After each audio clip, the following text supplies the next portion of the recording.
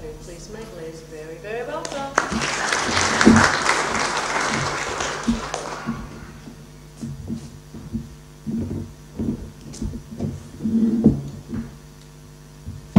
Oh, that is loud.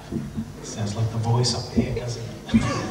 Hello, ladies and gentlemen. How are you all? All good this afternoon? Yes. Yes, fantastic. Look at this equipment we've got today.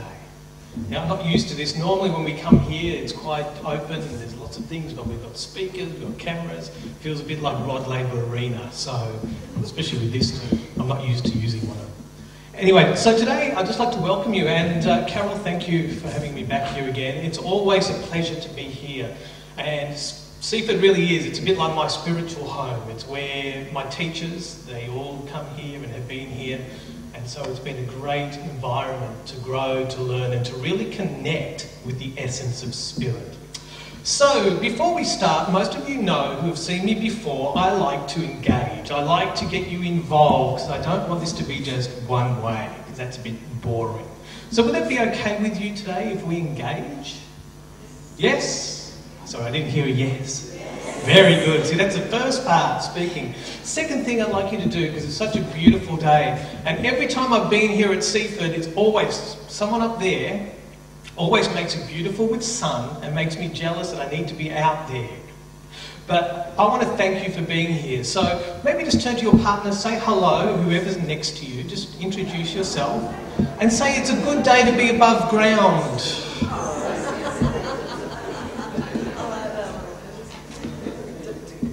Okay, well done. So, welcome here today, and for those of you who maybe not been to a spiritual church before, part of the essence is of inviting speakers is to share a part of a message, part of an inspiration from spirit. And I have to admit, the last 3 weeks I have been flat out with work. Has anybody been working? Can I see show of hands? Yeah?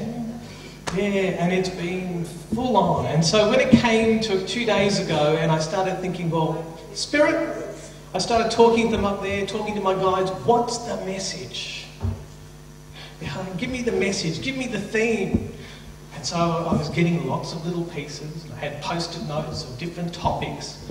And then all of a sudden at the end of it, I got to, like last night, 6 o'clock, nothing. Couldn't put them all together. They weren't making sense. Bits and pieces of different things that just didn't come together. And it's funny, Spirit have got a funny way of working with us because they want us to trust ourselves. Has anybody ever experienced trust? Yes. Big word, isn't it? I think every moment of our lives we're being encouraged to step forth in our lives. And Spirit have been doing this a few times. Every time I've got up to share and speak. I remember a couple of weeks back at Morwell when I was down at the spiritual church, I had to get up and do what I'm probably going to do now and say, I don't know what I'm speaking about. But they do. Someone else does, and some words are going to come through. And sometimes we've got to step in that space. In life, we've got to take that moment where we may not know what is coming up next, but we have got to take that step. And it was funny, at Morwell a couple of weeks back, halfway through the talk, guess what happened? I got the message, I got the theme halfway through, you know, and I'm thinking, fantastic, I know what I'm speaking about now. So that's going to happen today, I'm guaranteeing you that. And I don't know where we're going, but are you happy to go on a little journey with me? Would that be okay? A bit like the Beatles said, it's a bit of a mystery tour. So it's interesting, over the last few days, as I've been contemplating what my Spirit wanted to share, because really when we get up to speak, we're really just the vessel. A lot of the time we have to put ourselves and the ego out of the way and just trust that some words will come through. And the words are not necessarily ours, they're for each of you. Because even as you came in today, your loved ones, the ones in spirit, the guides, the teachers, the masters that work with you. And I know some of you may have not been to a spiritual church, so you may not be aware of these. You may not have a personal connection yet. But they come forth. They come forth with such immense love. I mean, I can feel it now because I'm about to get emotional. And I know meetings, when we come up here, we know that because we feel their presence. It's a feeling. And sometimes you'll see people connect in a demonstration and there's emotion and feelings pouring out and you don't know where it's coming from. That's not the medium. That's them. That's your loved ones. That's the ones that come to work with you. So I have an important question for you. And when you have a question, for every question there should also be an answer. So here's the question I have for you today. And it's on multiple levels. And the first one is, why are you here? And I'll explain that to you, because it's a big question. There's two why are you here's. There's why are you here? Why did you, as a soul, choose to incarnate at this time to be in this place and in this room, experiencing this life journey? That's a big question. But there'll be another question, is why are you here today? So I'd like you to think about that in your head. And maybe just turn to your partner, the big person next to you, to share. Why are you here? Why are you here today? Not the big question, but here in the room today. What brought you here? So take a little moment, say hello again, and just have a bit of a share, even if you need to turn around a little.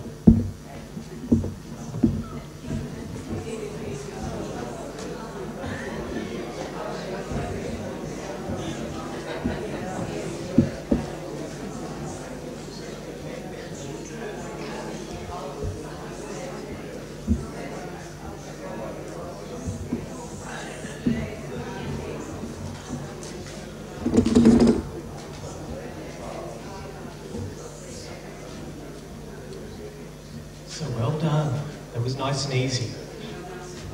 It's funny how people like to talk and continue on, and that's just the connection we had with each other. So who'd like to share why are you here? Because I think that's an important thing, because it's different for everyone. And what brought you here today? I mean, you could have been outside, you could have been enjoying the sun. I brought Roger. You brought Roger, so he had no choice. Well, Roger. Good. He had a choice. Yeah, excellent. Fantastic. Welcome, and thank you for being here too. So you came, some of you brought people along because you've been before. Anyone else? You need to drop some brochures. They stopped you and said, stay for the service. Fantastic. Welcome. Anyone else? Why are you here? Oh, did you? Okay. I better start praying to them again. But thank you for that. Healing health. Interesting. A lot of people come here for healing, and it's healing on different levels. There's the physical, emotional, and spiritual. But for a lot of us, we come because we want to be around similar-minded people. Would that be right? We want to connect with our loved ones in spirit and the ones who have passed. Would that be right? Some come for healing because there is healing here, and the healers, wherever you are, just show me your hands. I'd like to give them a round of applause, because I think they come here every week and they share their gift, and I'm getting emotional again. They share their gift of healing, and it's unconditional. You know, to have that service, that we can be filled up again. So Spirit have been playing with this. Why are we here? Why are we here in this incarnation? And it really comes down to finding our soul's journey and purpose. So I'd like to share a couple of stories with you. And the first one I want to share is an interesting one. Anybody here ever been to a circus? Can I see a show of hands? Good. So you'll be familiar with this. There was a story about a circus. And in this circus there were a couple of people, and one of them was the bearded lady. Now, I don't know whether you saw Eurovision Song Contest last year. You probably would have seen a bearded lady. But there was the bearded lady and the world's strongest man. And they'd been working in this circus for many years, and all of a sudden they got together and fell in love. It was love at first sight. So there they are having a wonderful relationship. They decide to get married. Two of them get married and months go by, and all of a sudden the bearded lady falls pregnant. So here she is, she's carrying this child, and a few weeks before the birth of the child, she's chatting to the ringmaster of the circus. And she says to the ringmaster, and the ringmaster says to her, "So, how are you feeling? Are you excited about the birth of this child?" And the bearded lady says, "Oh, yes, my husband and I, we've got big plans for this baby. You know, we think it'll go a long way in life, and we're really excited about it." And the ringmaster said, "Gee, that's fantastic. So, do you want a boy or a girl?" And the bearded lady said, "To be honest with you, we don't really care what it is, as long as it's healthy." And as long as we can shoot it out of a cannon. Now, interesting story. That child was born with a purpose. It had a purpose before it was even born, to come into the world to do something. Just because of the parents. Now, all of us have this destiny. We have something with us. Not necessarily to get into a cannon, but we all have a path in life. And so I was reminded of this about a great movie that I've watched a couple of times now. It's called One Chance. Anybody seen this? It came out last year. It's about a gentleman some of you may be aware of. His name was Paul Potts. Not Paul Pot, the dictator. Paul Potts. In 2004, Paul was an semi-unemployed mobile phone salesman in England. He lived in Wales. At that time he was born, he knew there was a passion in him for singing. You couldn't shut him up. Everywhere he went, he would sing. And not only that, he would be singing opera. Any opera fans here? No? Interesting couple? Well, back home in Wales where he was born, the kids hated him because he would just sing all the time. So much so they bullied him. He got so bullied, but he continued to sing. His father used to come to him and say to him, Paul, you know, what are you doing? You should be working in the salt mines and the coal mines. That's what you were born to do. But his mother saw something else in him. His mother saw that he was here to use his gift, the gift of his voice. However, there was one small problem with Paul. And this small problem was he didn't believe in himself. So as the years went by, a couple of things happened. The first thing is that he decided he wanted to go to Venice, because there in Venice was a famous opera school and that was his dream. He met a lovely girl who supported him, encouraged him, took him on this journey, went to Venice. He got an audition to sing in front of his idol, Pavarotti. And the moment he got up on stage to sing, what happened? He froze. You think about this. This guy has worked all his life to get to this point of being here in front of his mentor, the one he looks up to. And his voice dried up. Hopefully what won't happen to me when I get up to sing later. But his voice froze. And Pavarotti said to him, you do not have what it takes to be an opera singer. And just those words hit him like a sledgehammer. He went home to England. He spent 6 months in depression. His wife trying to encourage him to get out and sing again. Eventually she gets him to come and sing, and she gets a role for him in Aida, a local production in Bath. The day before he gets up to sing, the opening night, his appendix begins to burst. So he's rushed to hospital, okay? They say, look, we need to operate on you. It has to be done straight away. And he says, look, I've got to sing tomorrow. He was so passionate that he got them to operate and he went on stage the next day. Only one challenge. Halfway through this song that he was singing, in a main aria in the middle of Aida, he collapsed. And so he was taken to hospital, and as they're looking into him at what was wrong, they said, well, there's bad news and there's some more bad news. And that is, they found that he had a tumour on his vocal cords. So here's a guy, had a dream, wanted to sing, wanted to be out there, and he's gone through all these ups and downs. Another 6 months, 12 months of being in depression, sitting there, lying at home. Finally, he gets his voice back. His voice comes back to him. He's so happy. He's cycling down the street. And if you ever watch the movie, it's quite an interesting experience because he's driving on his bike, heading towards home to tell his wife, saying that his voice has come back. And as soon as he's seen her and he's got his hands in the air, he gets hit by a car. 2 more years. Now, interesting, there is a happy ending to this story. It's coming. Because what happened was, after all that time, he was sitting home one day and all of a sudden he got a pop-up on his computer, a random pop-up screen. Has anybody had one of those? I remember years ago my father went to the local library down here. He got a pop-up. It said, you've won a computer. So he put my name and email in. I soon taught him about pop-ups and how people try to get your details. But Paul had a pop-up turn up on his screen, and in that instant, he had a choice to make. And the pop-up was to go on Britain's Got Talent, the very first season, 2004. He tossed a coin, heads or tails.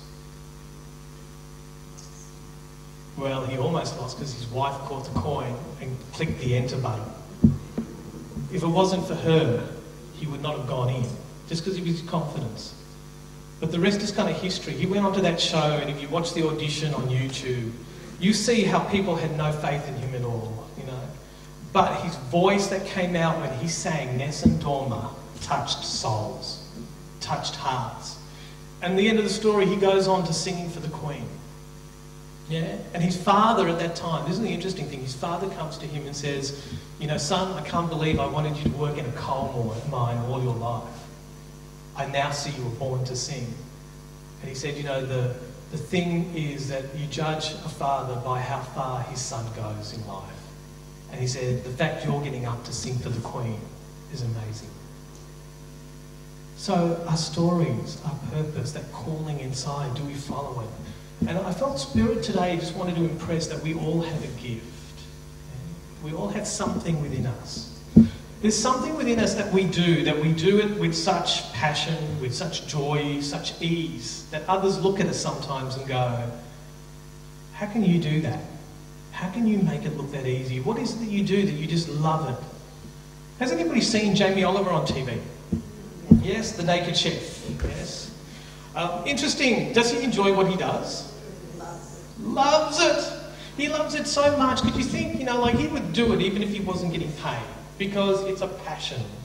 At one stage, Jamie was, his wife Jules was telling in a documentary, was talking about how one day he would come home every evening and he would be so embarrassed, and he would come in the door, he'd do a few things, and then he'd leave the home very quickly. And this happened for weeks, every night. And she thought he was having an affair. So one day she says to him, Jamie, she says, you know, where have you been going? I'm getting really worried. I think you're having an affair. And he said, come with me. He said, come with me. And he took her out, and he took her to the back of the garden, right out to the way back. And what was he doing? Planting vegetables. Yeah? He was having an affair with his vegetables. Yeah? So there's something we can all do. So this gift's inside. And I feel that Spirit is actually calling us forth, calling us in ways to do this. But we need to do a couple of things. Everybody say, we need to do a couple of things. So here are 4 things I feel that Spirit are encouraging us to do. Over the last couple of weeks, I've been getting this one tarot card. Anybody work with tarot here? Quite a few of you. Interesting symbolism in tarot. Now, tarot is just a tool that people who do readings or mediumship use to get connections. But there's one card, and I've shared it with a few from my group that's been coming up, and it's the 8 of Cups. And on this card, there's like 8 cups, and they're filled. And the person who owns the cups is actually running off somewhere else. They're actually climbing like a staircase, going up, seeking something higher. I feel Spirit of calling, and I've seen this over the last, since October, a lot of clients of mine, a lot of people I've been connecting with, have been coming to the point where we need to leave things that have served us, but no longer serve the new journey. Has anybody felt this or had an experience? Just so could you raise your hand a bit higher? Take a look around. How many people here? Thank you. Because that's the same thing that's been happening for me, and it's frustrating. Because we've created all these things in our lives, and now we're being guided to go, hey, that's great, but there's a bigger plan, there's something more. It's almost like we have to let go of who we have become to discover who we really are. So this is the journey. So if you're in that place, actually we can all say together, let's say hallelujah. Hallelujah. Yes, we're in the right place, yeah, because it's happening for everyone.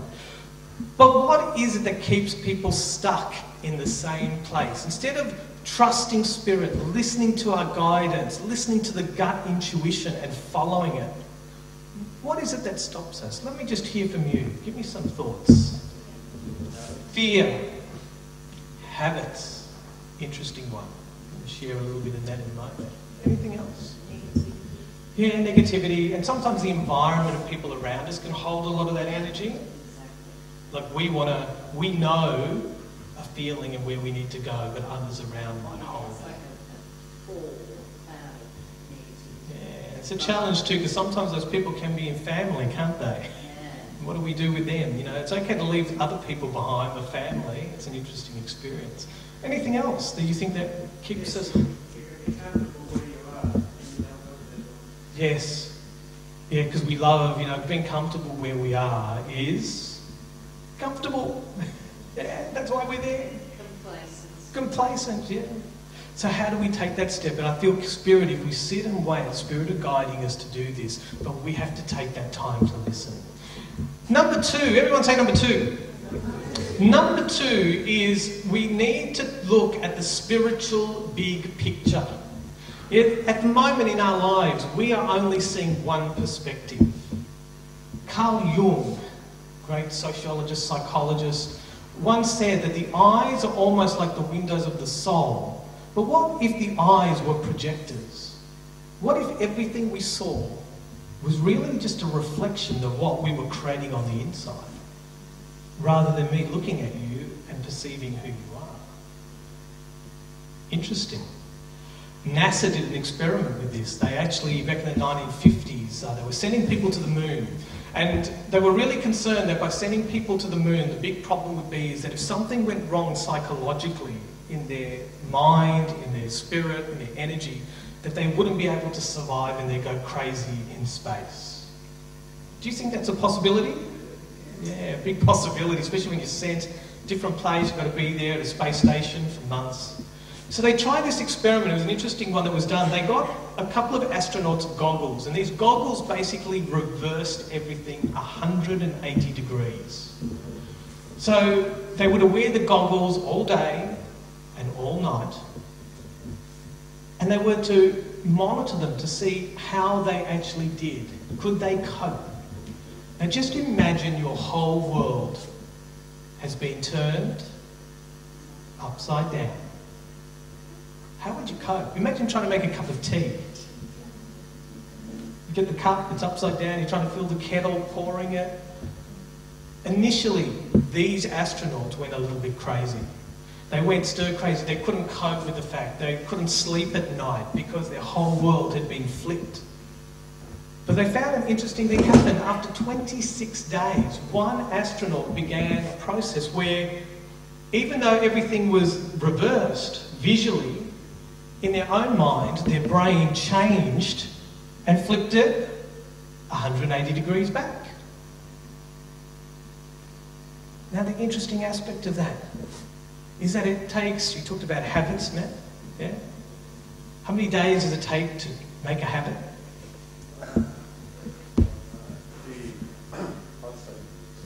See, sometimes they used to say 21 days. Has anybody heard that? 21 days? Where does that come from? Does anybody know? No, that comes from little chickens, baby chickens. It's a gestation period, yeah? So 21 days. So, but this, they found about 30 days, and our brain literally, the neuroplasticity, rewires itself. So, Spirit are wanting us to look at a different perspective. And I'll just share one story with this just for a moment. And I've told a few people this already, but it's an interesting story. A couple of weeks back, I was coming back from a class I was running. It was late at night, 9 o'clock. I get back home, and on the porch, sitting in front of me to greet me, upside down on its back, is a cockroach. I'm looking at this insect. I didn't know what it was at the beginning. I'm thinking, okay. And it's legs. Legs are going everywhere. Yeah? So what does Les do? That was one choice I had. But then again, I watched the Dalai Lama on that Mercedes-Benz ad where he wouldn't even hit a fly.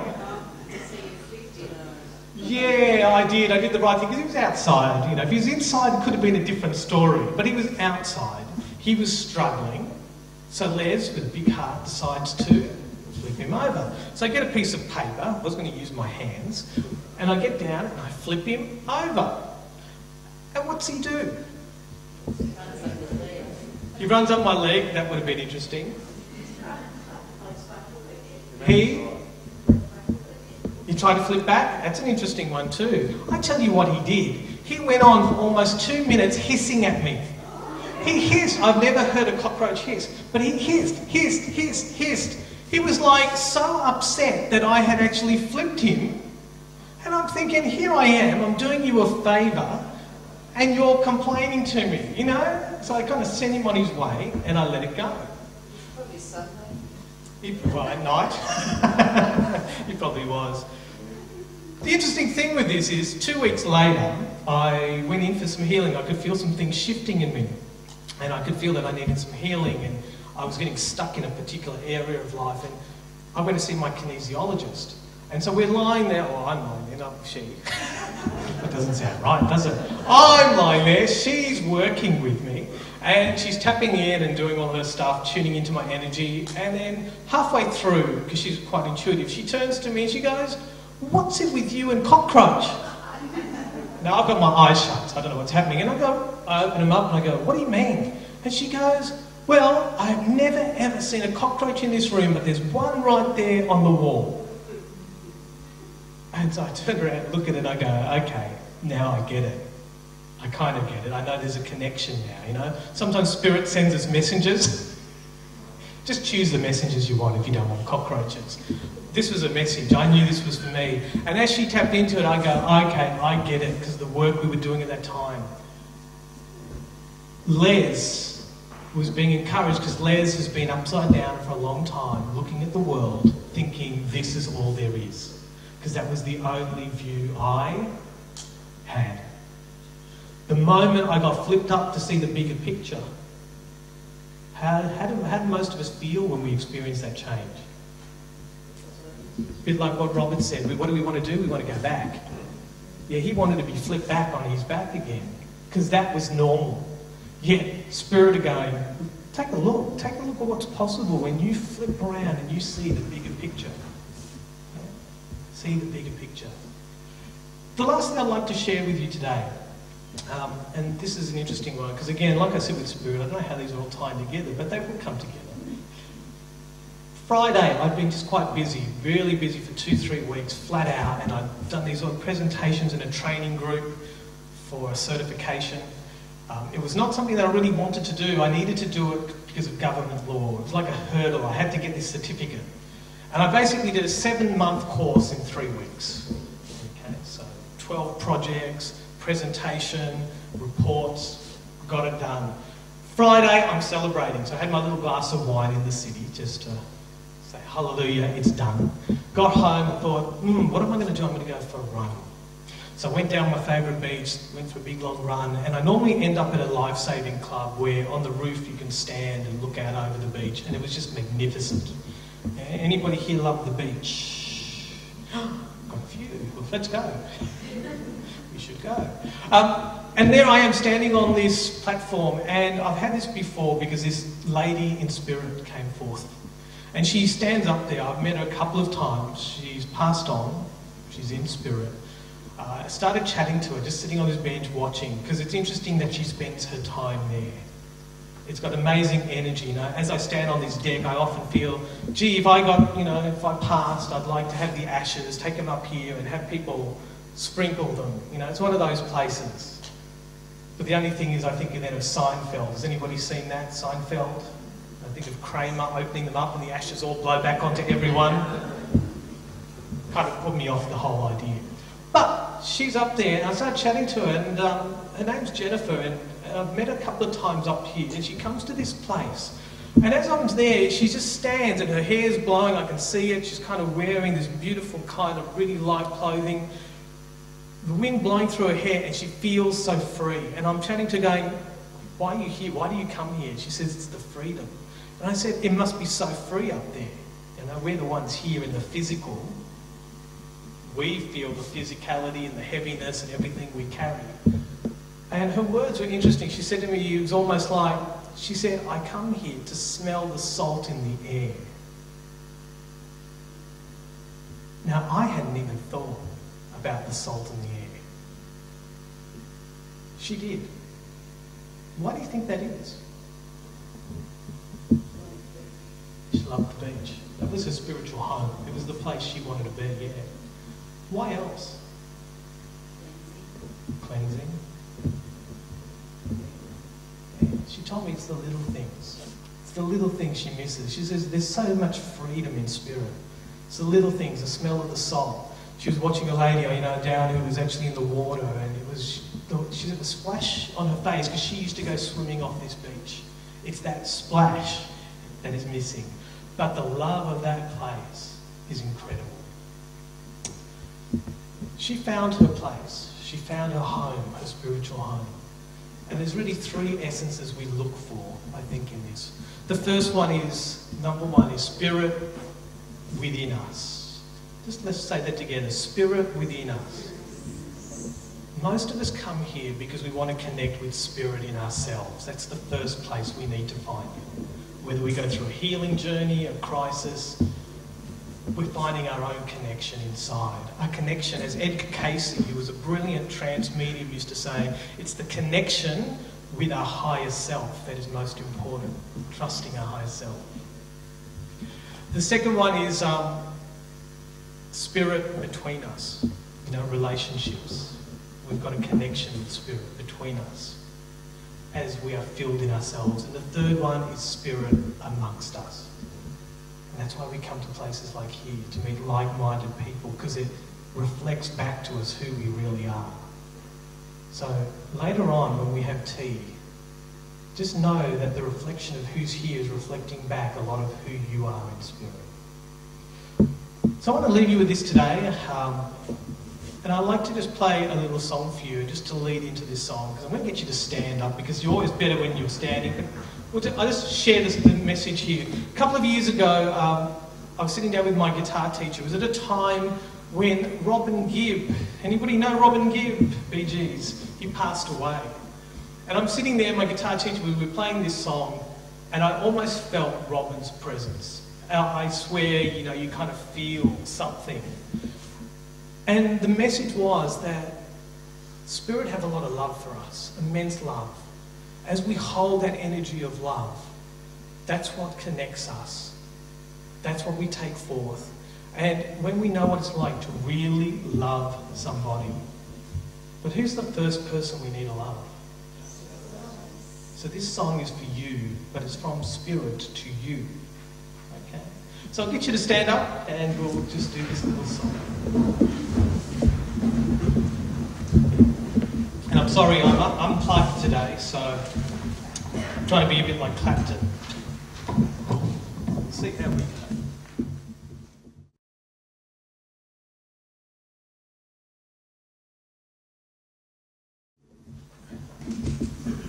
And if you don't have music, people around you might share, because I didn't know how many would be here today.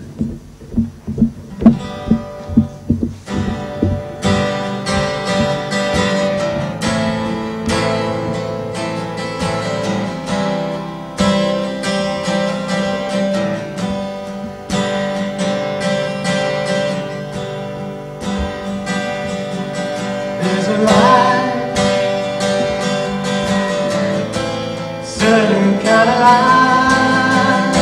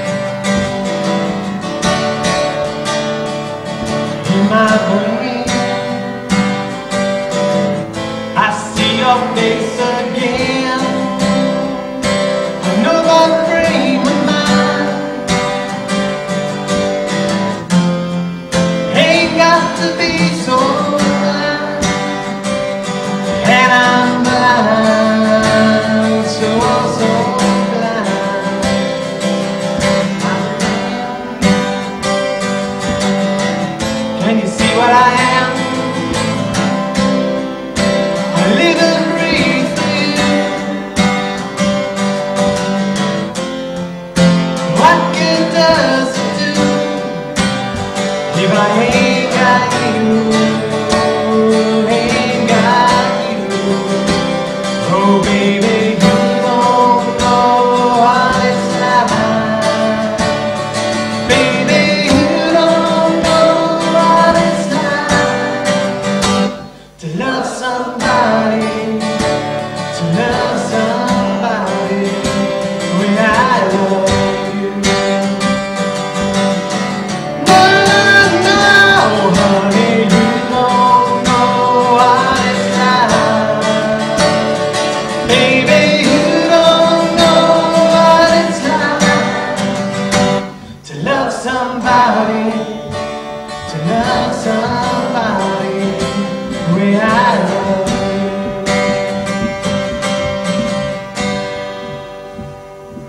Give Les a round of applause.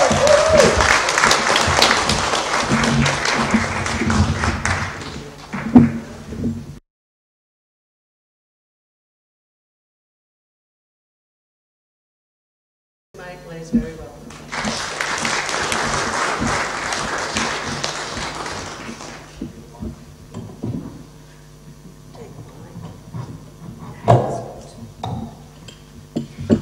Okay, time to shift gears into a different mode of being. So, thank you. So, about to go into just doing some connection with loved ones. If I do come to you and I am drawn to you, if you could just give me your name and just help me make a connection and do that. And I am straight away drawn to the lovely lady in the hat up the back. Thank you, Laura. Laura, I've got a lady now who's just coming here. Beautiful, loving energy. I feel like it's almost, I want to come on mother's side of the family and I'm going back one. So it's almost like grandmother energy around her. But she's bringing in, because she's saying one of the things, and I'm not sure whether this is around you or it's with her, but she's showing me a beautiful milk jug and pouring milk. It's almost like I've got nice little cups, but there was something very special about either pouring the tea or pouring milk out of a beautiful jug. Can you place this?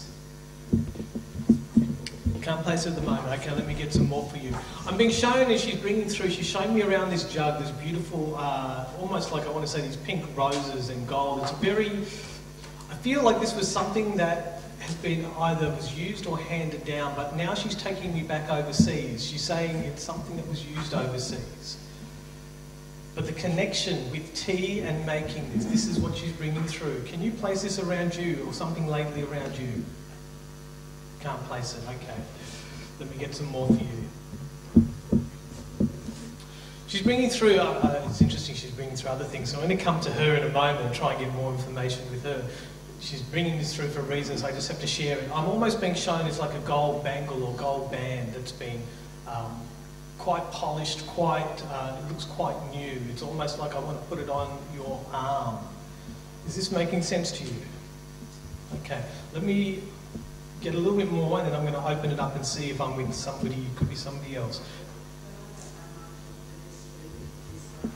Okay, because this is the way she's presenting. So let me just bring in a little bit more then with her and just see. If I can't place with anyone else, she might still be with you then. Because the sense I get with this lady is, she showed me that before she actually passed away, that she was in a community but it wasn't actually, she didn't feel like part of it. There was something about her or something about what she wanted. She wanted more light and openness. But this village or community she was in, and I'm being shown overseas. I'm going England again for some reason now. And she's saying that it left her unfulfilled, at the end.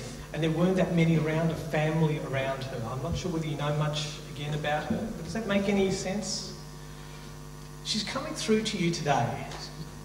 She's bringing this energy, she's coming through. She's reminding you again, okay, she's now telling me, she's tying into what I spoke about the little things. She's saying, pay attention to some of the little things around you, because Spirit are wanting to get messages to you. They're showing me again things around health that need to improve, but they're guiding you, but you need to pay a little bit, and they're pointing to the ear. Have you felt, I kind of get a sense that they've been coming to you, those in spirit, around the ears. Can you place this? That's a yes? Yeah? Yeah. It's almost like I want to feel like your ears are warm, like you're wearing earmuffs and it's a warmth that comes up there. And that's the time to stop, go in, and connect with your guides and helpers and ask for more because they are with you. Finally, I'm just they're bringing through now, they're showing me a little dog having been maybe around you lately. Can you place this? It's almost like I want to say the dog's got a lead and it wants to go for a walk. It's not necessarily your dog. Now, you're smiling.